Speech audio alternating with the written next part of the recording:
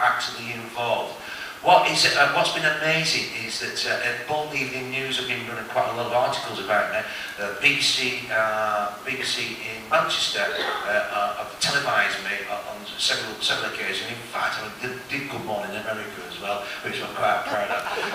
What was amazing about that, they rang me up in the morning. It was my day off actually, it was a Monday, and they actually rang me up in the morning and said, "Nick, do you fancy coming?" Oh, so one guy thought that, I said, "Nick, it's Reg here from Good Morning America. Would you fancy coming on the radio tonight?"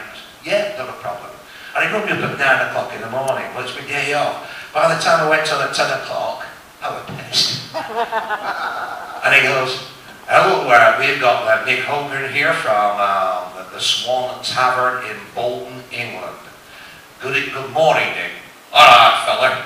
So I don't know whether we've quite got the message over in America, but we've got people from Hawaii, who's Rangers, America, and we've got people from all over the world who feel strongly about democracy, who feel strongly about the rights, and our rights are being taken away. I should be able to choose, and under the legislation, for no reason whatsoever, I can ask people to leave the pub, get out. And I don't have to give a reason being or whatever. And not only that, I say get out, and if they won't go, the police have got to come and get them out. I also have the right to invite it who I want to invite it, because at the end of the day, it is my home, it's where I live, it's where I work, it's mine. If you want to come in and smoke your heads off, come into my pub and smoke your heads off, just carry on, please do so. If you don't like people smoking, there's now a hell of a lot of pubs that ban smoking. So let them stay up there and we'll smoke our heads off down there. We don't let children in. We're not interested in children. They don't buy beer.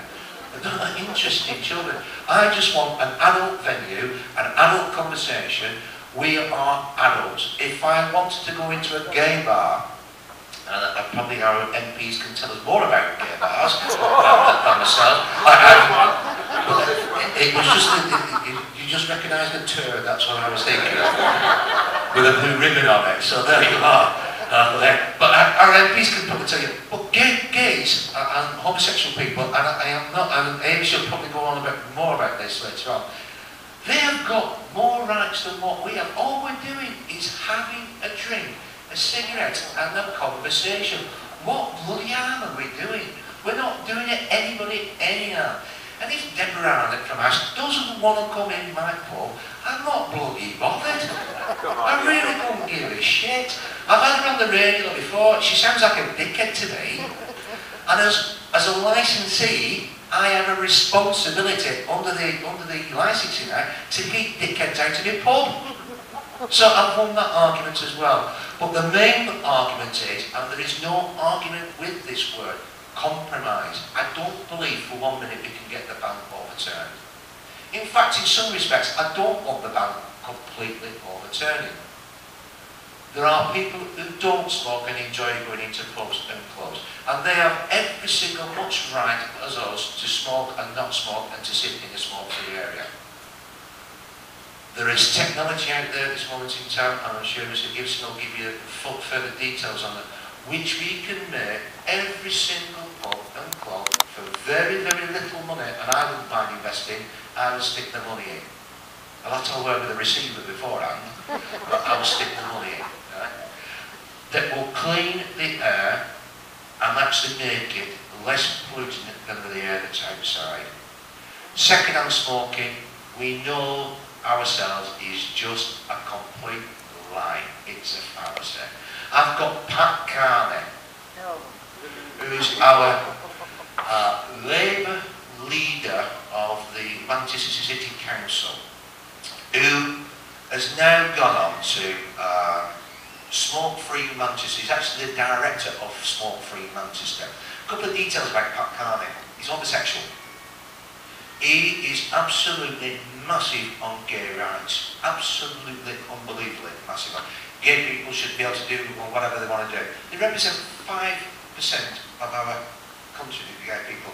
I have no problem with gay people doing what they want to do. No problem whatsoever. He calls me disgusting. he calls me absolutely disgraceful, get that man's licence taken off him, shut him down. On a debate that a bit of a debate that I had with him on Channel 11, which is a Manchester, you can see it on Sky, I actually lost my temper with him, which I was a little bit upset with myself after, because it was the first time I'd lost my temper. But I've got this politician who, by the way, he's been paid a lot of money by Manchester Smoke Free. I'd like to know what his qualifications are, because he's a politician, so what the hell does he know about Smoke Free Manchester? And I actually turned around and I said, Mr. Carney, which is worse, me sucking on the Benson and Hedges, or you sucking on a fisherman's friend? So there we are.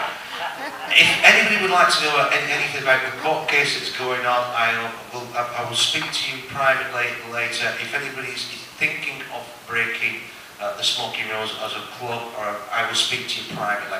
It's certainly not something for an open forum, but I will speak to you privately. There are ways and means around. You will eventually get caught. You will eventually be brought before the courts. But if you do everything properly and correctly, you do have a legitimate defence.